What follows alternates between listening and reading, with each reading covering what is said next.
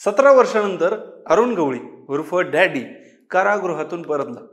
सर्वत्र त्याच्याच बातम्या आल्या। मुंबईच्या गँगवॉरचा जुना इतिहास सगळ्यांच्या डोळ्यासमोर आला। पण आजच्या भागात आपण पाहणार आहोत त्यांच्या लव्ह लाईफ बद्दलची माहिती।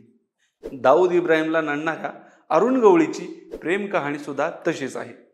एका मुस्लिम मुलीच्या प्रेमात पडलेल्या अरुण गवळीसाठी हे काम सोपं नव्हतं। काय आहे डॉन अरुण गवळीची लव्ह स्टोरी पाहूया आजच्या भागात।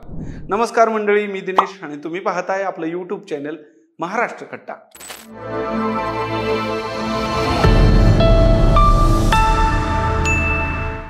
सतरा वर्षाच्या तुरुंगवासानंतर सप्टेंबर 2025 मध्ये सर्वोच्च न्यायालयाने 2007च्या कमलाकर जामसंडेकर खून प्रकरणात अरुण गवळीला जामीन मंजूर केला। गणेशोत्सवात भायखळ्याला परतलेल्या अरुण गवळीचे फुलांनी मोठ्या उत्साहात स्वागत करण्यात आलं। सुरुवातीला अरुण गवळी यांनी रामा नाईक यांच्या गँग सोबत काम करण्यास सुरुवात केली होती। 1988 मध्ये अरुण गवळी यांचे मित्र आणि गँग लीडर रामा नाईक यांची हत्या करण्यात आली। त्यानंतर दाऊद इब्राहिम आणि अरुण गवळी यांच्यामध्ये शत्रुत्व निर्माण झाले। त्यातूनच 1992 मध्ये दाऊद इब्राहिमचा मेहुणा इब्राहिम पारकर याची हत्या केल्याचं म्हटलं जातं। अशा या डॉन अरुण गवळीची लव्ह स्टोरी ही तशीच रोमांचक आहे आणि त्याची प्रेयसी अर्थात जुबेदा मुजावर आणि अरुण गवळी यांची भायखळ्याच्या गल्ल्यांमध्ये ओळख झाली। दोघे पण एकाच परिसरात राहत होते। अरुण गवळी एका ठिकाणी म्हटला की आमचं एकमेकांवर प्रेम होतं। ते सांगायला खूप कमी शब्दांची गरज होती।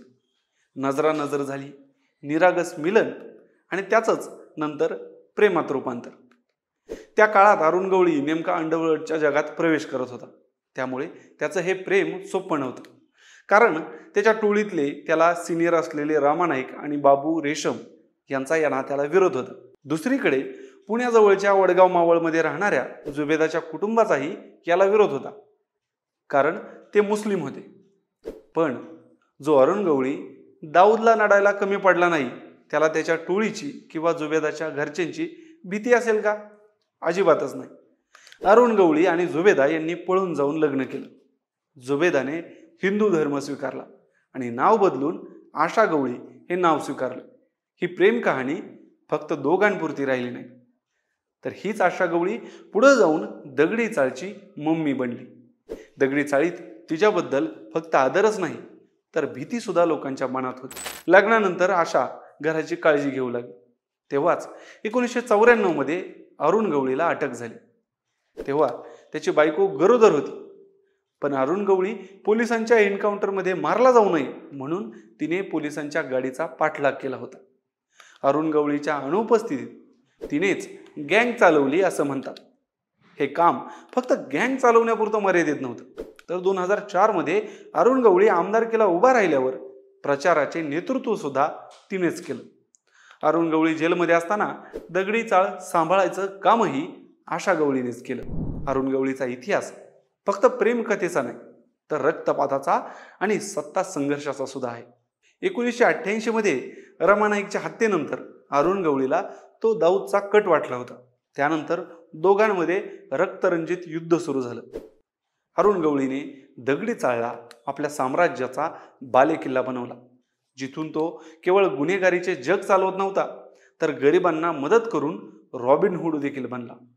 दाऊदची बहीण हसीना पारकरचा पती इब्राहिम पारकरची हत्या आणि 1992 साली जे हॉस्पिटलमधील गोळीबारामुळे दाऊद आणि अरुण गवळीमधील शत्रुत्व आणखी वाढलं।